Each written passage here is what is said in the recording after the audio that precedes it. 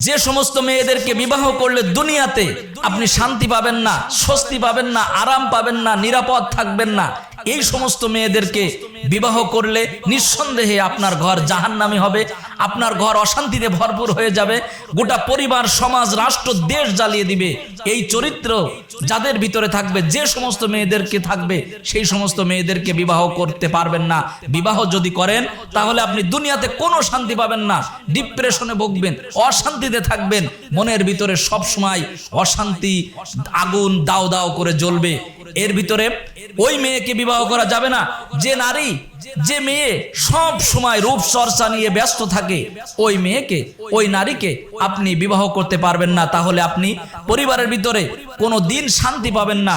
2 নম্বরে, যে নারী রূপের অহংকার করে ঘুরে বেড়ায়, রূপের অহংকার করে, বড়াই দেখায়, আত্ম অহংকারিতে সে কথা বলতেই পারে না, মানুষকে অবমূল্যায়ন করে, এই রূপের অহংকার বড়াই যারা করে, এই ধরনের মেয়েদেরকে আপনি বিবাহ করতে পারবেন না। বিবাহ যদি করেন তাহলে আপনি পরিবারে শান্তি পাবেন না, মনের ভিতরে অশান্তিতে ভুগবেন।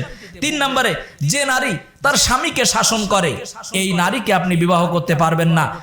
যে নারী মুখের সম্পর্ক, স্বামীর মুখের উপর কথায় কথায় তর্ক করে, এই নারীকে আপনি বিবাহ করতে পারবেন না।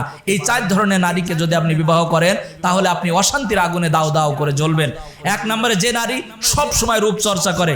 2 নম্বরে, যে নারী রূপের অহংকার করে। 3 নম্বরে, যে নারী স্বামীকে শাসন করে। 4 নম্বরে, যে নারী স্বামীর মুখের উপরে সব সময় কথা বলে।